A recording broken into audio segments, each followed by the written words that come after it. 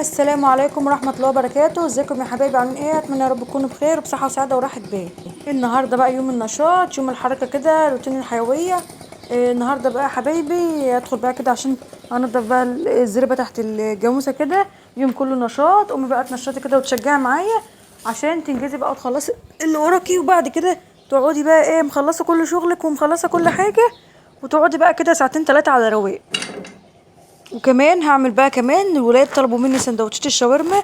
هعملها كده معاكم، وان شاء الله الفيديو يعجبكم جدا جدا. بس قبل ما ابدا الفيديو ما تنسوش تحطوا لايك ونسمي بسم الله ونقول اللهم صل وسلم وبارك عليك يا حبيبي ويا سيدي ويا شفيع ويا رسول الله. عايزه بقى اقول لكم ان الزريبه صحيت الصبح كده. بصوا الزريبه لقيتها يعني وحشه قوي. يعني حاجه كده استغفر الله العظيم يا رب على الصبح. كلها طين كده وكلها وحله وكلها جله كده زي ما انتوا شايفين. فصراحه مش عارفه ابدا منين ولا اروح فين. فقلت بقى اخدها كده حته بحته. قلت اجي بقى افولها كده من هنا.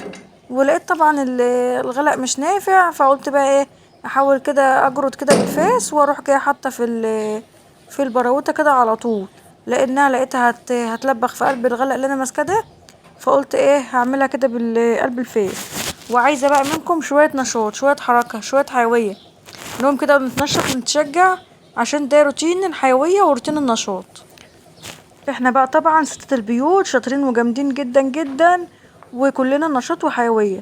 الحمد لله. الصحة ما تتحوش، وربنا يعين كل واحد على حاله. بس انا بصراحة عايزة اقول لكم ان انا قعدت يجي ساعة الم في الوحلة دي. لان كان بقالي فترة كبيرة ما عملتش ما نضفتش يعني الزريبة ديت تحت المواشي وكده. بصراحة ما بيكون مثلا في حاجات بتشغل الواحد، بيبقى في حاجة عايز يعملها وتلاقي في حاجة تانية جاتله كده. شغلة تانية جاتله فبيسيب الحاجة اللي هو كان عايز يعملها ديت. فممكن الواحد يتركها مثلا يومين تلاتة، زي ما حصل معايا انا كده بالظبط. فحاول بقى الم كل ده. انتوا عارفين طبعا لو في حاجة تانية طرية اطرى من كده، ده ما ينفعش طبعا ان هو يتلزق وكده. انما لما يبقى في حاجة طرية باخدها بقى اطلع بقى فوق السطح كده، اشيل الغلق على دماغي واطلع عشان الزقها فوق السطح. فبطلع بيها الدور الرابع.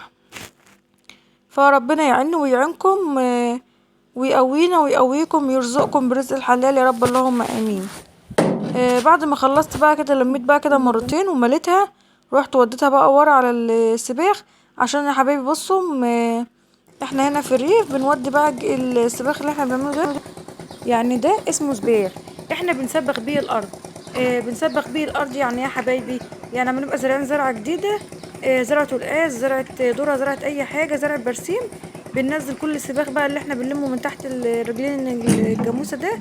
بننزله تاني في الارض. والجرار يجي يحرد. عشان دي اسمه بنسبخ الارض. على مثلا ما نجيب شويه تقاوي كده، اللهم صل على النبي، سماد. بتبقى كده الارض كويسه يطلع الزرع حلو وكده. بعد ما خلصت بقى ووديت السباخ ده ورا. جبت اهو راتش. لقيته كده متكون جنب الجدار، قلت الم بقى شويه الراتش دول برضه. اجيبهم بقى كده، هو ناعم اهوت بصراحه. بس هينفع كل حاجه بتنفع. هرشرشهم بقى كده زي ما انتوا كده شايفين. وبعد بقى ما خلصت قعدت ساعتين بقى، خلصت كل الزريبه ونضفتها وفرشتها كده بشويه الراتش الناشفين. اقول لكم بقى كانوا الولاد طالبين سندوتش الشاورما. اقول لكم تبلتها ازاي وانا بحشي كده السندوتش. الفراخ قطعت صدور الفراخ، قطعتها شرائح. وتبلتها بفلفل اسود، قرنفل، قرفه، زنجبيل، كزبره ناشفه. وكمان حطيت لها عصير ليمون وخل.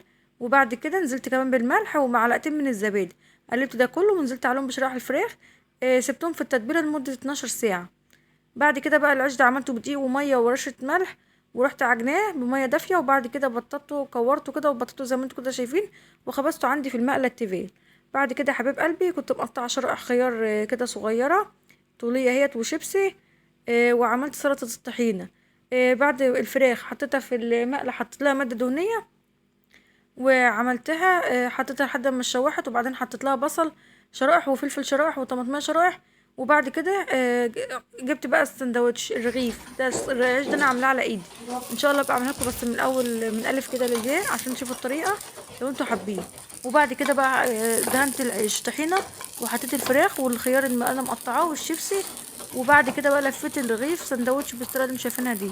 وسخنت الجريل ده اللي عندي، سخنته كده على ايه، بس اللي يعرف ازاي انضف الجريل ده يقول لي، لانه بدأ يتخربش معايا وهو جرانيت بتشتريه يعني جرانيت، فاللي يعرف طريقة كويسة يقول لي عليها، عشان بس شايفين بدأ يتجرح ازاي. وبعد كده بقى جبت سندوتشات حمرتها كده من ناحيتين، وده بقى شكلها بعد ما خلصتها. وكمان بقى الطحينة اللي اتفضلت، سلطة الطحينة اللي اتفضلت، قطعت فيها طماطم مكعبات كده على عود كزبرة خضراء. وكمان قريت كمان البطاطس الشيبس ديت جنبها. وقلت بقى ديت تبقى احلى غدوة النهاردة، مفيش احلى من اكل البيت اللي انت تعمليه بايديكي، تبقي انت عارفة انت عاملاه ازاي. كمان يا رب في النهاية يكون الفيديو عجبكم، و... وما تنسوش بقى تحطوا لايك للفيديو. ولسه بشوف قناتي لأول مرة، أنا سمسمة ودي قناتي، تنزلوا بقى اعملوا اشتراك للقناة. وإن شاء الله أشوفكم في فيديو جديد، والسلام عليكم ورحمة الله وبركاته.